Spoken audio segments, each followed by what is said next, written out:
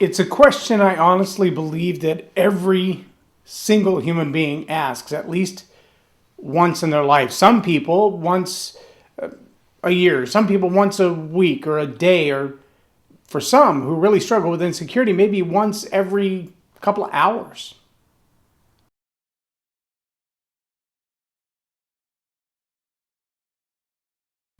I'm J Loren Norris with Leading Leaders Podcast. What kind of question do you think could be so impactful in someone's life that they keep asking the same question over and over and over again? Well, there are a lot of them that really kind of dovetail together, but this one particular question really stands out because it points to our sense of self-worth. It points to our purpose on this earth. It points to the relationships around us and our education and our vocation. All of the aspirations that we have to become successful really begin and end in this question. And many people will go their entire life without bothering to answer this question because they feel like once I've answered it, I'm committed to whatever that answer is, and I really don't have a choice. See, the question that many people are struggling with answering, and some will get a coach and get an answer, and some will find a friend who's wise enough to answer, and some will stumble across the answer by accident.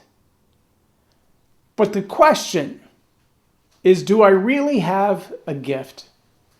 Do I really have a unique gift? And really what they're asking is, do I have a purpose on this earth? Is there something special about me that makes it worth me being here? Do I have some skill, some talent, some ability that nobody else has?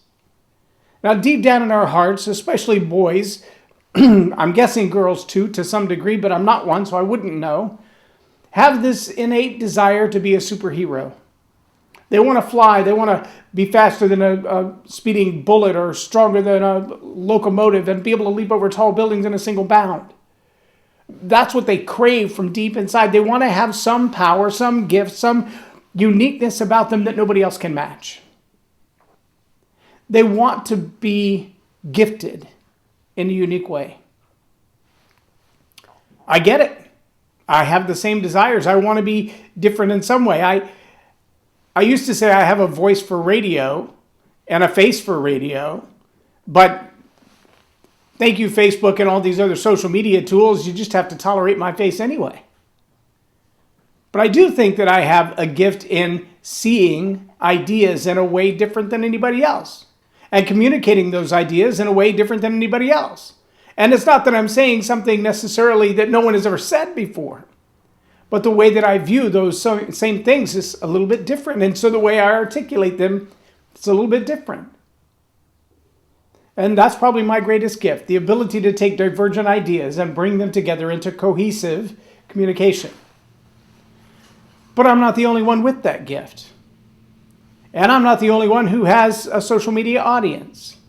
And there are people all over the world who are doing the same thing, maybe with a different dialect, maybe with a different worldview, maybe with different divergent ideas. But the reality is everybody who has breath has a gift. If you think I'm kidding, spend some time with a child who has Down syndrome or autism, and you'll realize their ability to communicate is not the same as most people. But there's a gift of graciousness and a gift of heart in them that nobody can touch. You can't even get close. Some of the most kind people in the world you'll meet can't even come close to a child with Down syndrome or some children with autism, because their engagement with the world is completely different. Maybe your gift is a physical talent, speed, agility, strength. Maybe your gift is the ability to speak multiple languages. I have a friend, a very, very, very talented young man. To the best of my knowledge, he has yet to have gone on to college, but by the time he was his second or third year out of high school, he disassembled a car in his garage with no YouTube videos, no instructions, no degree in mechanics, disassembled a rotary engine in his garage and rebuilt it and created it to have more horsepower than it had when he took it apart. He speaks 5 languages, runs a business that generates about $250,000 a month without a degree. Pretty fascinating if you ask me, the amount of knowledge and skill and intelligence in his head. Where'd all that come from? It was a gift. He has two brothers who are very intelligent as well. One of them is going on to college. I think the other one is still in college. But their dad is a brilliant man, was a college professor. But they're not from America.